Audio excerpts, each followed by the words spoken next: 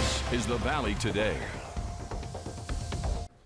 Good news to report this morning. Dozens of folks back home warm and safe, all after being rescued from an ice floe in northern Minnesota. 200 people were stuck on Upper Red Lake for hours yesterday. It's the largest number of people emergency crews have ever had to rescue from the ice in Beltrami County. The sheriff's office got a 911 call from someone who was fishing just before noon and then said a large chunk of ice broke free from the main shoreline. A temporary bridge was even set up, allowing those stranded anglers to walk back to shore safely. The Beltrami County Sheriff is asking resorts to wait until the ice is thicker before allowing people to venture out. And we're going to take a closer look at an ice thickness guide as we join meteorologist Lisa Green this morning.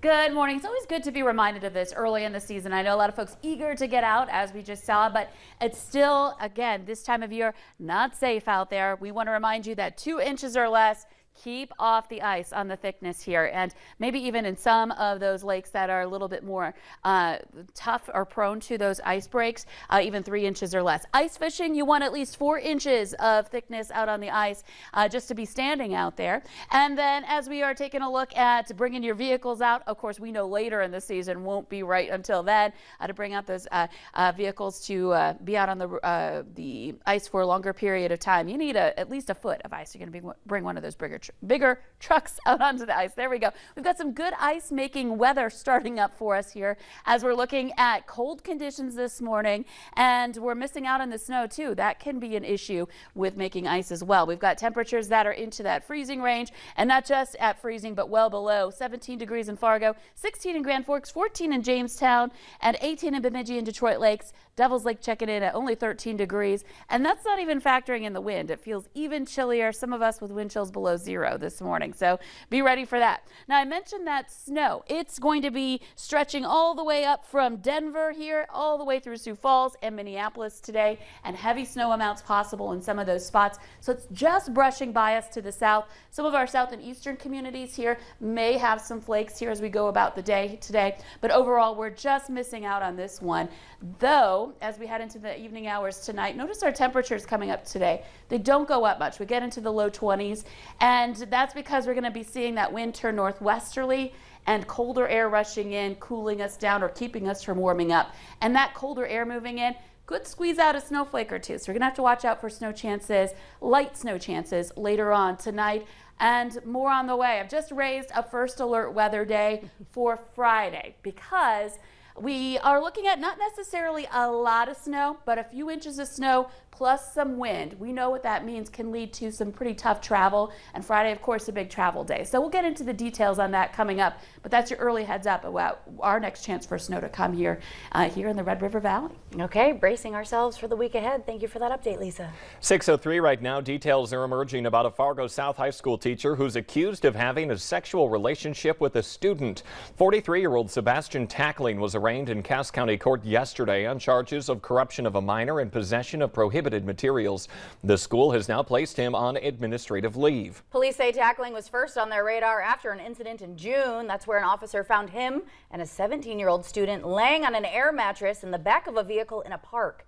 Police say there was no evidence of a crime at the time. Someone then called police last Saturday on behalf of the student, who's now 18 years old. The girl told police she and Tackling's relationship started a year ago and included having sex at his home and at the basketball court near Lewis and Clark Elementary. Police say Tackling admitted to having an inappropriate relationship, but denies the sexual relations until the student had turned 18. A Concordia College student is now in jail accused of raping a woman in a campus dorm. Police say 20-year-old Sean Anton was home in Ramsey County at the time of the arrest. It happened over this weekend. The incident is alleged to have happened last Tuesday morning. Court documents say key logs show that Anton went into the victim's dorm room around 3:30 that morning and then returned to his dorm 2 hours later. The victim was intoxicated and remembers being held down and then sexually assaulted.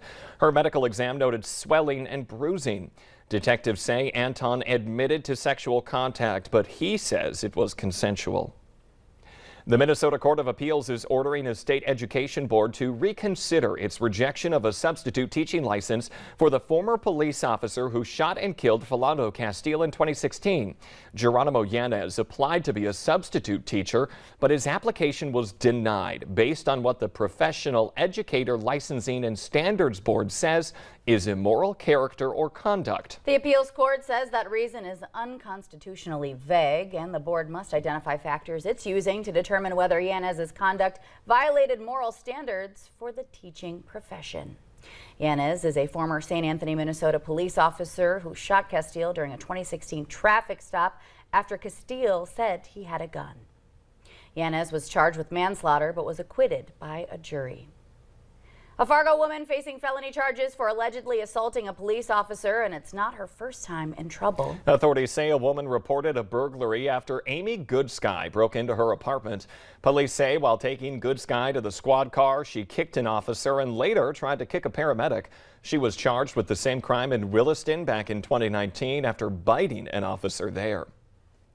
Some people witnessed a scary sight on their way to work yesterday after a crash involving two vehicles and a school bus on 25th Street in South Fargo. It left some people warning of more than speed limits and distracted driving. Valley News Team's Kellen Harmon tells us why some residents are saying they're surprised this hasn't happened more often in this specific area.